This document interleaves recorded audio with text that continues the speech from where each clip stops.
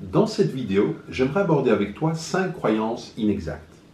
Il est très important de réaliser que ces croyances sont inexactes, car dans le cas contraire, ces croyances peuvent te causer des émotions désagréables. Alors la première croyance inexacte, qui est ici, pourrait se formuler ainsi. Il est utile de s'inquiéter. Alors, est-il vraiment exact qu'il soit utile de s'inquiéter? Ou, dit autrement, est-ce que l'inquiétude a déjà permis de résoudre un problème? Je pense que non. Arrêtons donc, dans ce cas, de nous inquiéter, ça n'est pas très utile.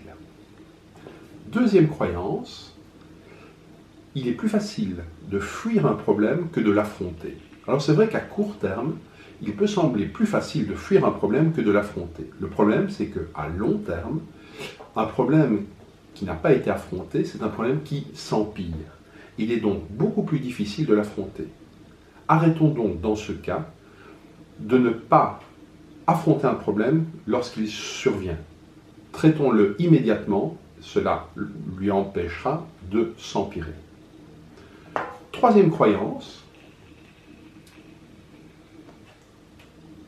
ce qui nous est arrivé détermine notre état émotionnel. Alors, nous avons vu dans une autre vidéo que ce n'est pas ce qui nous arrive qui détermine notre état émotionnel, mais c'est plutôt le jugement que nous portons sur ce qui nous arrive.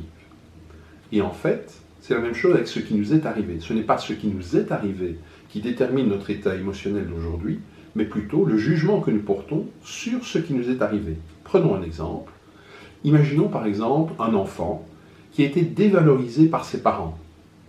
Eh bien, c'est le jugement qu'il va porter sur le comportement de ses parents qui va déterminer son état émotionnel d'aujourd'hui. Si par exemple il considère que ses parents avaient raison, il y a de fortes chances qu'il soit en effet, qu'il se dévalorise lui-même.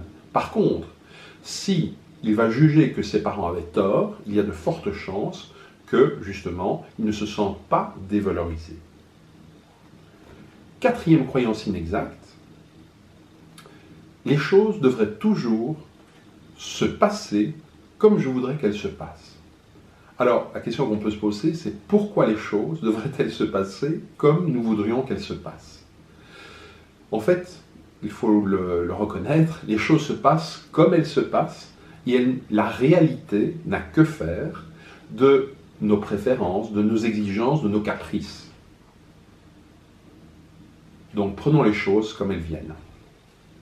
Enfin, cinquième et dernière croyance inexacte, le bonheur, c'est de ne rien faire. Alors c'est vrai qu'à court terme, il est parfois agréable de se reposer, de ne rien faire. Mais sur le long terme, gare à celui qui n'a pas de hobby, de passion. Car ce manque de hobby, de passion, peut rapidement conduire à l'ennui. Et comme vous le savez, l'ennui conduit également facilement à la dépression.